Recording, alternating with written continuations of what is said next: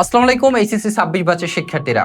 তোমাদের এর আগে আমি একটা কমপ্লিটিং সেন্টেন্সের উপরে 5টা হ্যাক শিখিয়েছিলাম এবং যেটা বলেছিলাম তোমাদের মোটামুটি 4টা 3টে থেকে 4টা 100% কমন পাবা। ইনশাআল্লাহ আজকে তোমাদের দেখাবো সেন্টেন্স কানেক্টরস। এখানে আমি 3টে থেকে 4টা বলবো না, এখানে 5টার মধ্যে মিনিমাম 4টা তোমরা কমন পাবাই। কয়টা কমন পাবা? 4টা। সুতরাং আমার এই ভিডিওটি তোমাকে 100% দেখতে হবে যদি তুমি সেন্টেন্স কানেক্টরসে ভালো করতে চাও। তো চলো দেরি না করে আমরা শুরু করে দেই। তো খেয়াল করো, তোমাদের তো সামনে পরীক্ষা খুবই কাছাকাছি চলে আসছে।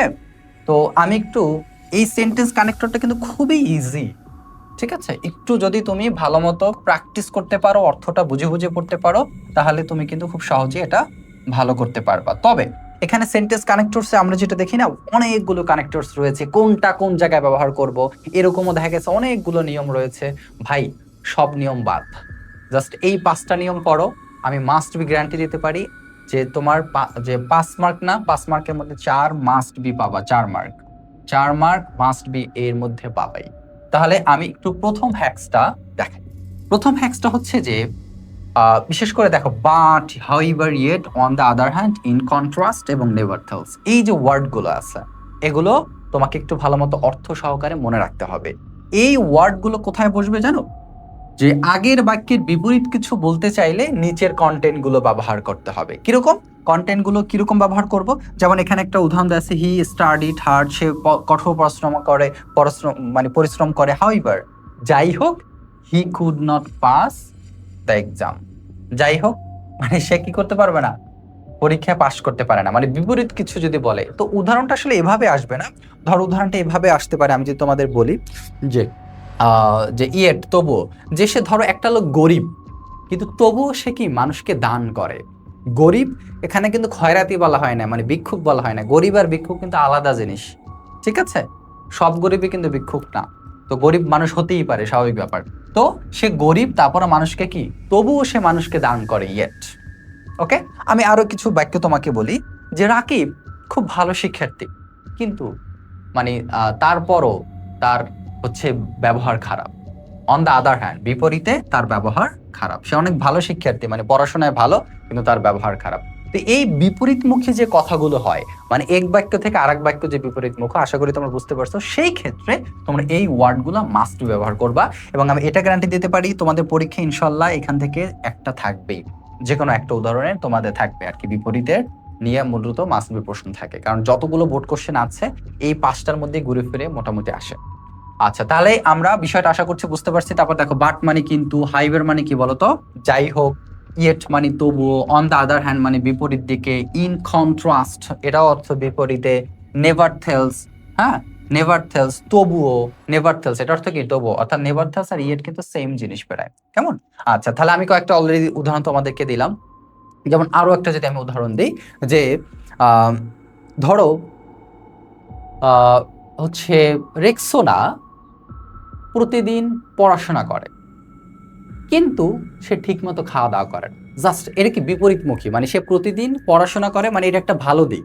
আবার কিন্তু সে ঠিকমতো খাওয়া দাওয়া করে না, বা ঠিকমতো ধরো এটা না করে আমরা এভাবে বলতে পারি যে যে সে প্রতিদিন ভালো পড়াশোনা করে কিন্তু সে কলেজে যায় না। তার মানে কি, এটা একটা পজিটিভ দিক, এটা একটা নেগেটিভ। তার মানে বিপরীত দিকের ক্ষেত্রে আমরা এই ওয়ার্ডগুলো ব্যবহার করবো। আশা করছি তোমরা ক্লিয়ার হতে পেরেছো। এরপরে আমরা একটু নেক্সট হ্যাক্সে যাব। Hacks number 2। হ্যাক্স নাম্বার 2, খেয়াল করো। হ্যাক্স নাম্বার 2তে আমি যে ওয়ার্ডগুলো রেখেছি খেয়াল করো। বিকজ, সিন্স, বিকজ অর্থ কারণ, সিন্স মানে হতে, অ্যাস মানে যেহেতু, সো মানে হচ্ছে তাই, তারপর হচ্ছে দেয়ারফর মানে হচ্ছে কি বলতো, অতএব বা তবুও, অ্যাস এ রেজাল্ট মানে ফলাফল, কনসিকুয়েন্টলি, কনসিকুয়েন্টলি মানে কি উপসংহার বা ফলাফল, ফর দিস রিজন মানে হচ্ছে এই কারণে, এই কারণে। তার মানে এই ওয়ার্ডগুলো কোথায় বসে খেয়াল করো। অর্থাৎ যদি একটি বাক্য অন্যটির কারণ বা ফলাফল বোঝায়, সেক্ষেত্রে এই ওয়ার্ডগুলো বসবে। যেমন একটা এক্সাম্পল তোমাদের দিয়েছি, ইট ওয়াজ রেইনিং হেভিলি, মানে প্রচুর ভারী বৃষ্টি হচ্ছে, কেমন? সো দেয়ারফর, তারপরও, উই স্ট্রেইট অ্যাট হোম, অতএব, অতএব কি আমরা কি আছে বলতো, বাসায় আছি, বাসায় অবস্থান করছি। মানে প্রচুর বৃষ্টি হচ্ছে কিন্তু আমরা বৃষ্টিতে নামছি না, কিন্তু বাসায় অবস্থান করছি। এটা কি ফলাফল, এটা কি ফলাফল। যেমন আমি যদি এভাবে বলি যে আহ রাকিব প্রতিদিন পড়াশোনা করে, তাই সে পরীক্ষায় ভালো করেছে। সো অ্যাজ এ রেজাল্ট, ফলে সে পরীক্ষায় ভালো রেজাল্ট করেছে। As a result he get good marks, বা he get A plus, he get good cut marks. ঠিক আছে, যে কোনো একটা ওয়ার্ড হতে পারে। ঠিক আছে, অ্যাজ এ রেজাল্ট তার মানে কোনো কিছুর কারণ বা ফলাফল, অর্থাৎ প্রথম বাক্যটা থাকবে কি জানো, একটা মানে হচ্ছে তোমার ইসের মতো, যে কি বলে, একটা কারণ থাকবে এক কথায়। প্রথম বাক্যটা থাকবে কারণ, দ্বিতীয় বাক্যটা থাকবে ফলাফল। ঠিক আছে, ওই যে বলে না, রোগীটি আসিবার পূর্বে কি ডাক্তার মারা গেল, নাকি ডাক্তার আসিবার পূর্বে রোগীটি মারা গেল। দেখো এই ডাক্তার আসিবার পূর্বে কারণ কোনটা, দেখো তো, ডাক্তার আসা এটা একটা কি কারণ, আর যে রোগী মারা যাওয়া এটা কি একটা ফলাফল। ঠিক ওইটা হচ্ছে যদিও ভিন্ন খাত, কিন্তু এখানে মূলত কারণ আর ফলাফলের ক্ষেত্রে এই দেয়ার ফোর, সিন্স, বিকজ, তারপর এগুলো হচ্ছে বসবে। আমি যদি তোমাদের আর একটা উদাহরণ দেই খুব সহজেই, ধরো শেখ হাসিনা স্বৈর শাসক ছিল, স্বৈর শাসক ছিল, সো তাই স্টুডেন্টরা তাকে ভাগিয়ে দিয়েছে। স্টুডেন্টরা তাকে কি করছে, ভাগিয়ে দিয়েছে, বা স্টুডেন্টরা তার বিরুদ্ধে কি আন্দোলন করছে। ওকে, তো এই জন্য কি সো বসবে। তার মানে কি, এটা একটা কারণ ছিল তার, এবং লাস্টে কিন্তু ফলাফল হয়েছে। ওকে, তো এই ক্ষেত্রে আমরা এই ওয়ার্ডগুলো বসবো, এবং প্রত্যেকটা ওয়ার্ডের অর্থ কিন্তু আমি তোমাদেরকে বলে দিয়েছি। তো একটা ভিডিওতে আসলে সবগুলোর উদাহরণ দেওয়া সম্ভব না, এটা আমি ইনশাল্লাহ নেক্সট ভিডিওতে তোমাদের উদাহরণগুলো দিব। তাহলে আমরা চলো দ্বিতীয় হ্যাক্স গেল, এরপর আমরা তৃতীয় হ্যাক্সে চলে যাব। তৃতীয় হ্যাক্সে যেটা বলা হয়েছে কি, তোমার অ্যান্ড অলসো, খেয়াল করবা, অ্যান্ড মানে হচ্ছে এবং, অলসো মানে হচ্ছে, যেমন আমরা কোনো কিছুর ক্ষেত্রে বলি না যে বইও, সে কলম নেছে এবং বইও নিছে, এরকম ক্ষেত্রে কিন্তু অলসো মানে সে ভালো আছে, সুস্থও আছে, এই ক্ষেত্রে কিন্তু অলসো ইউজ হয়। তারপর ইন এডিশন, এডিশন মানে কি অধিকন্তু, অধিকন্তু মানে কি, ধরো সে বাজারে যে মাছ কিনছে, ইন এডিশন, ভেজিটেবলস, মানে হচ্ছে সেল ভেজিটেবল, এবং তিনি ভেজিটেবলও কিনছে, বাই ভেজিটেবলস। ঠিক আছে, তো এরকম একটা জিনিস তুমি কাজ করছো, ঠিক আছে, তারপরে আর একটা কাজ করছো, সেই ক্ষেত্রে ইন এডিশন অধিকন্তু ব্যবহার হয়। ওকে, এইবার আসো আমরা ফার্দার মোর, এটার অর্থ সেম অধিকন্তু, মোরওভার এটার অর্থ ঠিক সেম অধিকন্তু। ঠিক আছে, তারপর বিসাইডস মানে কি পাশাপাশি, ফার্স্টলি, সেকেন্ডলি, ফাইনালি, এগুলো হচ্ছে তোমার মানে ফার্স্টলি মানে প্রথমত, সেকেন্ডলি দ্বিতীয়ত, তারপর ফাইনালি মানে শেষ। যেমন এখানে যদি আমি একটু বলি, ধরো স্বাভাবিক রাসেল, রাসেল কি করছে, তোমার হচ্ছে বাজারে গেছে। ওকে, বাজারে যে তিনি হচ্ছেন প্রথমত 1 কেজি মাংস কিনছে, কিসের মাংস, গরুর মাংস। গরু মাংস কিনে তিনি তারপরে প্রথমত কোথায় গেছে, ব্যাংকে গেছে। ব্যাংক থেকে তার একটা কাজ ছিল, কাজ হচ্ছে সেরে তারপর হচ্ছে তিনি কি করছেন, বাসায় গেছেন ফাইনাল। তার মানে কি, প্রথমে তিনি হচ্ছেন কি করছেন, বাজারে গেছেন, বাজারে যাওয়ার পর ফার্স্টলি সে গরু মাংস কিনছে, সেকেন্ডলি সে ব্যাংকে গেছে, অথবা প্রথমে সে ব্যাংকে গেছে, সেকেন্ডলি সে গরু মাংস কিনছে, ফাইনালি সে বাসায় গেছে। তো এরকম একটা জিনিসের কাজের যে ধারাবাহিকতা, এই ক্ষেত্রে কিন্তু ফার্স্টলি, সেকেন্ডলি, ফাইনালি বসবে। এখন এখানে একটা বিষয় আছে, একটা মানুষের যখন দেখবা কয়েকটা কাজ, অর্থাৎ এই যে বললাম না 3টা কাজ বা 4টা কাজ, যদি 3টা কাজ হতো, 4টা, এখানে 3টা কাজ হওয়ার কারণে হয়েছে কি, ফার্স্টলি, সেকেন্ডলি, ফাইনালি, রাইট, সর্বশেষের কাজটা ফাইনালি হবে। যদি 4টা কাজ হইতো তাহলে এভাবে থাকতো, ফার্স্টলি, সেকেন্ডলি, থার্ডলি, ফাইনাল। ওকে, কিন্তু যদি ধরো 2টা কাজ থাকে তাহলে কি হবে, বা একটা কাজ থাকে, একটা কাজ পরে আর একটা কাজ, 2টা কাজ যদি থাকে তাহলে তুমি ফার্স্টলি, সেকেন্ডলি দিবা না, তাহলে কি দেবা, ফার্দার মোর। প্রথম কাজটা স্বাভাবিকভাবে লেখা থাকবে, সে বাজারে গিয়ে গরু মাংস কিনছে, অ্যান্ড এবং ফার্দার মোর অধিকন্তু সে ব্যাংকেও গিয়েছে, মোর ওভার ব্যাংকেও গিয়েছে, ইন এডিশন অধিকন্তু ব্যাংকে গিয়েছে। বিষয়টা বুঝতে পারছো?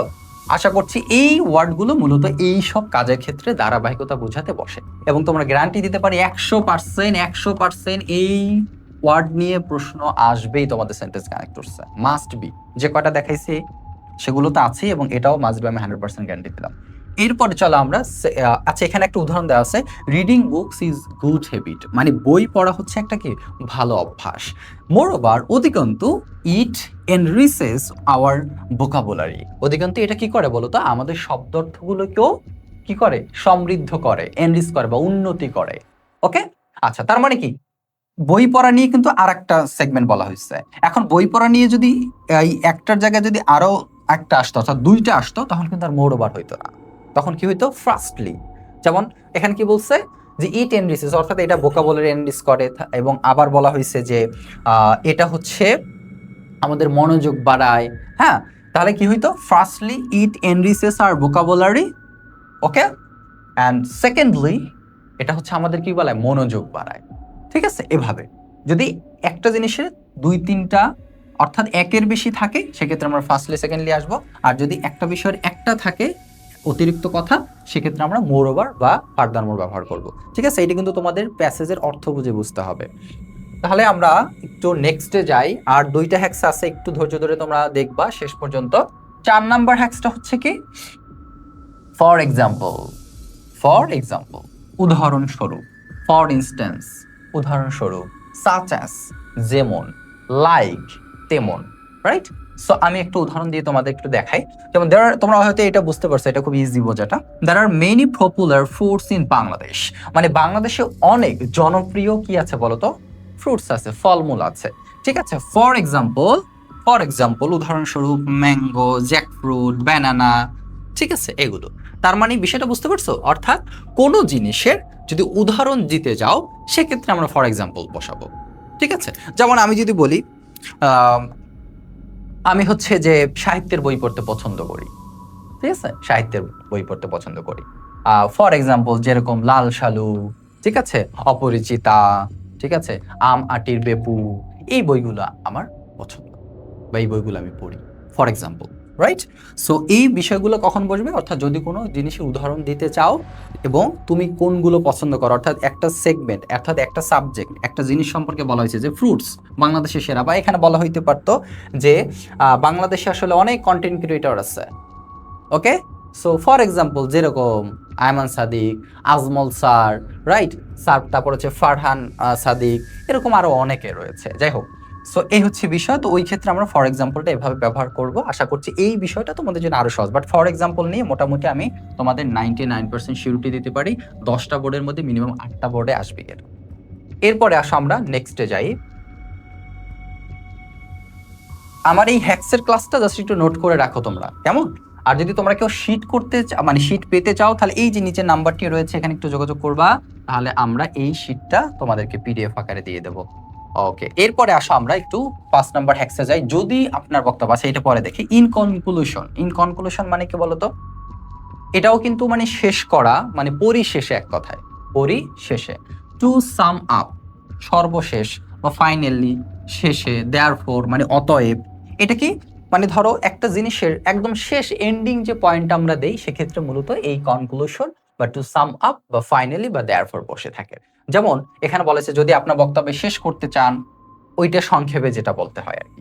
উদাহরণস্বরূপ আমরা একটু দেখি, ইন কনক্লুশন সংক্ষেপে, it can be said that, মানে সংক্ষেপে আসলে এটা বলা হয় যে pollution is a threat to the environment, অর্থাৎ দূষণ হলো একটা হুমকি। কিসে বলতো, পরিবেশে হচ্ছে দূষণ একটা হুমকি। এখন এইটা কখন বসবে জানো, এইটা একদম তোমাদের মাস্ট বি, এটাও মানে মনে রাখো, এটা হচ্ছে তোমার একদম যে প্যাসেজটা থাকবে সেন্টেন্স কানেক্টরসের সবার লাস্টের যে জেড নাম্বার প্রশ্নটা থাকবে অথবা ই নাম্বার যে প্রশ্নটা থাকবে সেটার উত্তরে মূলত এই কনক্লুশন হবে। এখন কনক্লুশন যে হবে এরকম কোনো কথা না, অন্যটাও হতে পারে, বাট এই কনক্লুশন বা টু সাম আপ ফাইনালি দেয়ারপর এটা মূলত শেষের দিকেই হয় বেসিক্যালি। এইটা কখন হয়, ধরো তুমি একটা জিনিস সম্পর্কে বলছো বা একটা জিনিস পয়েন্ট সম্পর্কে বলা হয়েছে, বলার পরে ওইটা সর্বশেষ লাস্ট ফিনিশিংটা, ঠিক আছে, লাস্ট ফিনিশিংটা। যেমন আমি যদি বলি যে বাজারে অনেক খারাপ ফ্রুটস পাওয়া যায়, ঠিক আছে, যেরকম এই যে বিভিন্ন কীটনাশক মিশায়, ঠিক আছে, তারপরে হচ্ছে যে আমরা দেখতে পাই অনেক অসাধু ব্যবসায়ীরা হচ্ছে এই কাজগুলো করে, ঠিক আছে, অনেক হচ্ছে সরকারি ব্যবস্থা নিয়েও কোনো রকমই করতে পারে না। এইটা হচ্ছে অনেক সম্পর্কে বললো, বলার পর লাস্টে কি বললো, লাস্টে বললো যে অতএব আমাদের সবার কি করতে হবে, এখন থেকে এটার বিরুদ্ধে ভয়েস তুলতে হবে। কি তুলতে হবে, ভয়েস তুলতে হবে অথবা সচেতন হতে হবে। ফাইনালি, অথবা এটাও বলতে পারো ফাইনালি, পরিশেষে আমাদের এটার বিরুদ্ধে কি করতে হবে, ভয়েস তুলতে হবে।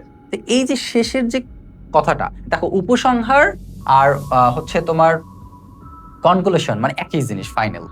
ঠিক আছে, তো এই বিষয়টা আশা করছি তোমরা বুঝতে পেরেছো। এই হচ্ছে 5টা হ্যাক্স আমি তোমাদের শিখালাম। তো তোমরা যারা আজকেই হ্যাক্স ক্লাসটা দেখলা, ইনশাল্লাহ কমপ্লিটিং সেন্টেন্সের উপর অলরেডি আমি হ্যাক্স ক্লাস দিয়েছি, সবাই একটু দেখে নিবা, এখানে কিন্তু দেওয়া আছে তোমাদের ভিডিওর অপশনটা। এবং আর কোন পয়েন্টের উপরে এরকম হ্যাক্স ক্লাস চাও অবশ্যই জানিয়ে দেবা, এবং ভালো লাগলে বিড়লা এডুকেশনের সাথে থাকো, কন্টিনিউয়াসলি ক্লাসগুলো করো, আর সাবস্ক্রাইব বা ফলো করতে একদমই ভুল করবে না। তো আজকে এ পর্যন্তই, দেখা হবে পরবর্তী কোনো একটা ক্লাসে। আল্লাহ হাফেজ।